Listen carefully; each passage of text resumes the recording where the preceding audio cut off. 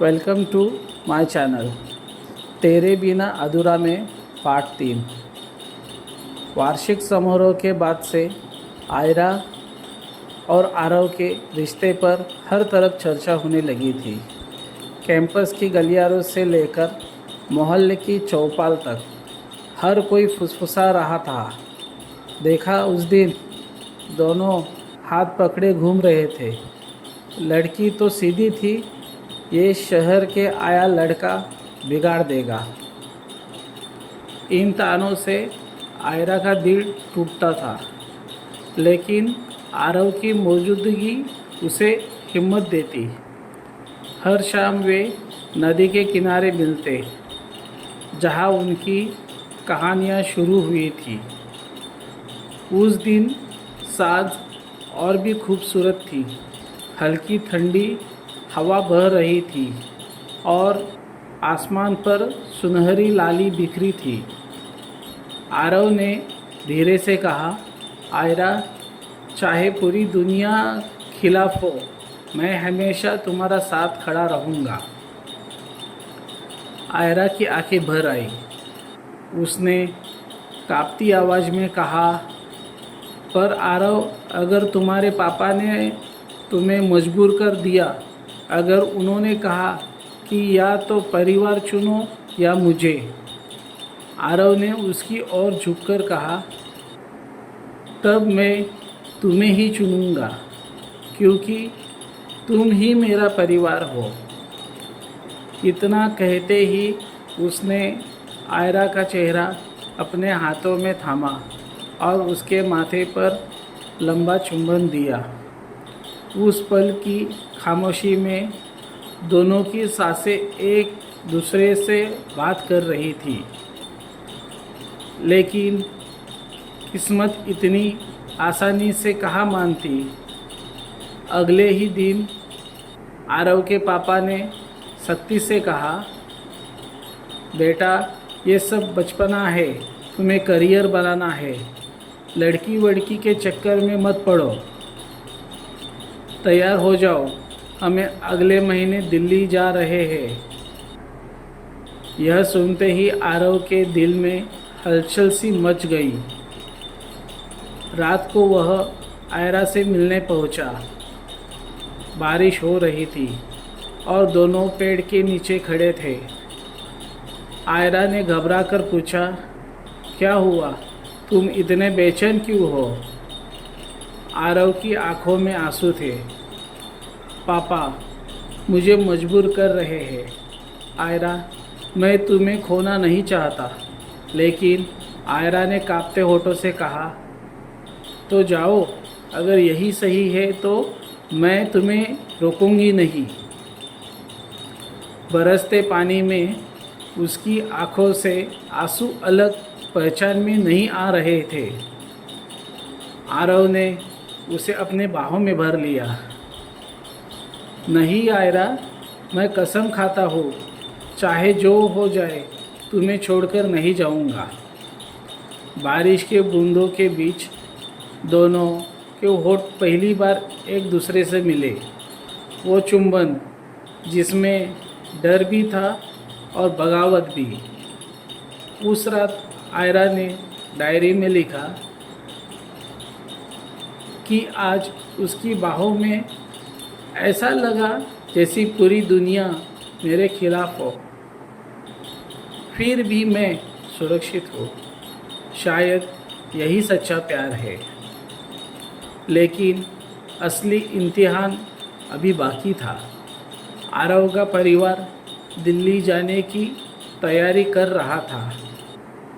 आयरा का परिवार समाज के दबाव में उसे कड़ी निगरानी में रखने लगा था। दोनों के लिए अब हर मुलाकात चोरी छिपे होती थी। हर संदेश, हर नज़र, हर छुअन अब पहले से कहीं ज़्यादा कीमती हो गई थी। और एक दिन कॉलेज के बाहर खड़े होकर आरव ने आयरा से कहा, अगर हालत हमें अलग करने की कोशिश करेंगे तो मैं सब छोड़कर तुम्हें अपने साथ ले जाऊंगा। आयरा ने कांपते हुए स्वर में पूछा। मतलब भागकर शादी? आरव मुस्कुराया। हाँ, मगर यही रास्ता बचा है तो मैं वही चुनूंगा। आयरा की धड़कनें तेज हो गई। उसे समझ नहीं आ रहा था कि डर ज़्यादा था या प्यार। एक शाम नदी के किनारे बैठकर आरव ने धीरे धीरे कहा, आयरा, मैंने सब सोच लिया है। अगर हम यहीं रहे तो हमें कभी खुलकर साथ रहने नहीं देंगे। माँ बाप हमें अलग कर देंगे। हमें भागकर शादी करनी होगी। आयरा का दिल ज़ोर ज़ोर से धड़क उठा। उसकी आंखों में डर और उत्साह दोनों थे। पर आरव, अगर सबने पकड़ लिया तो समाज हमें कभी माफ़ नहीं करेगा। आरव ने उसका हाथ कसकर थाम लिया। मुझे परवाह नहीं, मैं सिर्फ ये जानता हूँ कि तुम्हें खोना नहीं चाहता। क्या तुम मुझ पर भरोसा करती हो? आयरा ने कांपती आवाज़ में कहा। हाँ, पूरी जिंदगी का। तय हुआ। वार्षिक समारोह के एक हफ्ते बाद आधी रात को आरव और आयरा शहर छोड़ देंगे। आरव ने अपने एक दोस्त से मदद ली जो दिल्ली में पढ़ाई कर रहा था। तुम दोनों यहाँ आ जाओ, बाकी मैं देख लूँगा। उस रात आसमान पर हल्की बारिश थी। आयरा अपने घर की खिड़की से चुपचाप बाहर निकली। दिल इतनी तेज धड़क रहा था कि लगा माँ पापा सुन लेंगे। बाहर गली में आरव इंतज़ार कर रहा था। वो बाइक लेकर आया था। जैसे ही आयरा बैठी, दोनों की आंखें मिली। बिना एक शब्द बोले उसकी सासों ने कह दिया, अब पीछे मुड़ना नहीं है। लेकिन किस्मत को शायद उनकी परीक्षा लेनी थी। आयरा के घर वालों को उसकी गैर मौजूदगी का पता चल गया। लड़की भाग गई, जल्दी जाओ, ढूंढो। गांव के कुछ लोग भी पीछे पड़ गए। आधी रात की सुनसान सड़क पर बाइक की रफ्तार तेज थी। पीछे से आती आवाज़ें और लोगों की चीखें दिल दहला रही थी। आयरा ने डर से आरव को कसकर पकड़ लिया। आरव, कहीं हम पकड़े न जाए। आरव ने उसकी तरफ झुककर कहा, जब तक मैं हूँ कोई हमें अलग नहीं कर सकता।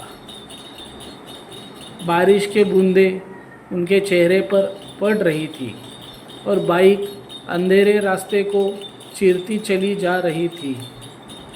आखिर दोनों रेलवे स्टेशन पहुँचे। ट्रेन चलने ही वाली थी। आरव ने आयरा का हाथ थामा और दोनों दौड़ पड़े। ट्रेन में बैठते ही दोनों हाँफ रहे थे। आयरा की आंखों में आंसू थे। हम सच में भाग आए? आरव ने उसके चेहरे से आंसू पोंछे और कहा, अब ये सफ़र हमारी नई ज़िंदगी की शुरुआत है। उसने आयरा को अपने सीने से लगा लिया। ट्रेन अंधेरे में दौड़ रही थी और दोनों के सामने अब हकीकत बनने की ओर थे। अब आगे देखना है कि दिल्ली जाके इस प्रेम कहानी में क्या नया मोड़ आता है। क्या आरव के पिताजी उन्हें अपना लेंगे या नीति को कुछ और ही मंजूर है? आगे की कहानी जानने के लिए हमारे चैनल से जुड़े रहिए।